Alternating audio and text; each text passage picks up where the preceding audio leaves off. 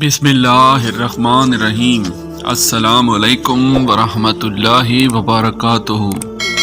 جو شخص نوح علیہ السلام پر درود و سلام بھیجے گا اس کو سانپ بچھو نہیں کاٹ سکتا۔ جنت میں ایک نہر ہے جس کا نام کوثر ہے۔ جو شخص اس کی آواز سننا چاہے وہ اپنے دونوں کانوں میں انگلیاں ڈال کر سن لے۔ یہ حضرت عائشہ صدیقہ رضی اللہ تعالی عنہا کی روایت ہے۔ زیتون کی مالش بدن پر کرنے سے شیطان 40 دن تک دور بھاگتا ہے۔ ہر مہینے کے پہلے 3 دن شہد چاٹنا بڑی تکالیف سے محفوظ رکھتا ہے۔ جو شخص نہار منہ 7 عدد کھجور کھائے گا اس پر کبھی جادو اثر نہیں کرے گا۔ جو چیز یقین کامل کے ساتھ اللہ کے سپرد کر دی جائے وہ کبھی چوری نہیں ہوتی۔ جو دن میں گناہ نہیں کرتا اسے رات میں مصلی پر کھڑے ہونے کی توفیق ملتی ہے۔ جو دن میں گناہ کرے گا وہ رات کو تہجد نہیں پڑھ سکتا۔ پاؤں سن ہو جائیں تو درود پاک پڑھنے سے فوراً ختم ہو جاتی ہے۔ کھڑے ہو کر شلوار پہننا انسان کو سنگ دل بناتا ہے۔ والدین کی طرف دیکھنے سے نظر میں اضافہ ہوتا ہے۔ عاشورہ کے روز کھانا کھلانے سے سال بھر کا رزق اللہ پاک مفت دیتے ہیں۔ بھولی ہوئی چیز کو یاد کرنے کے لیے درود شریف پڑھیں۔ جو عافیت کی دعا مانگے گا وہ ہمیشہ پرسکون رہے گا۔ قضاء حاجت کے وقت فلش میں تھوکنے سے ذہن کمزور ہوتا ہے۔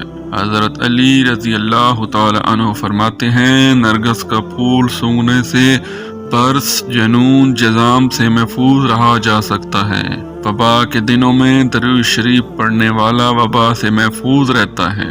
سانپ دانتوں سے ڈستا ہے اور انسان آنکھوں سے، اس لیے ہمیشہ اپنی آنکھوں کی حفاظت کریں۔ جو عورتوں پر بری نظر ڈالتا ہے علم کا نور اس سے چھین لیا جاتا ہے۔ قبروں پر لگے خطبے پڑھنے سے ذہن کمزور ہوتا ہے۔ تیز خوشبو لگانے والی عورت ڈبل گناہ کی مستحق ہوتی ہے کیونکہ اس نے مردوں کو اپنی طرف متوجہ کرنے کا سامان پیدا کر دیا۔ سنت نبوی صلی اللہ علیہ وآلہ وسلم کے طریقے پر سونے والا کبھی ہارٹ اٹیک کا شکار نہیں ہوگا۔ کھڑے ہو کر پیشاب کرنے سے انسان جلدی مقروض ہو جاتا ہے۔ دروازے اور دہلیز کی چوکھٹ پر جو بیٹھے گا وہ ایک ہفتے کے اندر اندر مصیبت میں مبتلا ہو جائے گا۔ زنا ایک قرض ہے، ادائیگی ہر حال میں کرنی ہوگی۔ واش روم میں وضو نہیں کرنا چاہیے۔ مسواک کو زمین پر رکھنے والا شخص جنون جیسے مرض میں مبتلا ہو سکتا ہے۔ حجاب کرنے والی خواتین کبھی کینسر میں مبتلا نہیں ہوتی۔ بے پردہ عورت اور تنگ و باریک لباس پہننے والی عورت کی اولاد بھی بے حیا نکلتی ہے۔ جو کہ حضرت خضر کی کنیت یاد رکھے گا وہ ایمان کی حالت میں مرے گا۔ جس کی جتنی شہرت ہوگی وہ اتنا ہی بے سکون ہوگا۔ عاشورہ کے دن سرما لگانے سے آنکھیں سارا سال نہیں دکھتی ہیں۔ 2 خواتین کے درمیان چلنے یا بیٹھنے سے طبیعت میں بگاڑ پیدا ہوتا ہے۔ بچوں کے دانتوں اور مسوڑوں پر شہد مل دیا جائے تو بچہ دانت آسانی سے نکالتا ہے۔ جو کوئی سچے دل سے شہادت مانگے گا اللہ اسے شہادت کی موت ہی عطا کرے گا چاہے وہ بستر پر ہی کیوں نہ ہو۔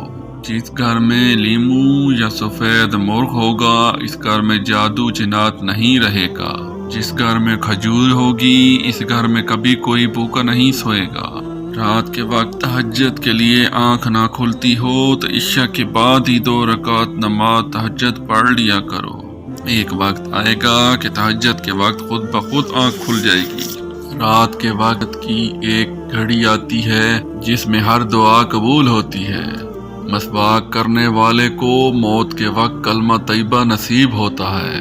جو شخص ہر ہچکی پر کلمہ طیبہ پڑھے گا اللہ اسے موت کے وقت کلمہ نصیب کرے گا۔ کسی اچھی چیز کو دیکھو تو ماشاءاللہ کہا کرو، نظر بد سے محفوظ رہو گے۔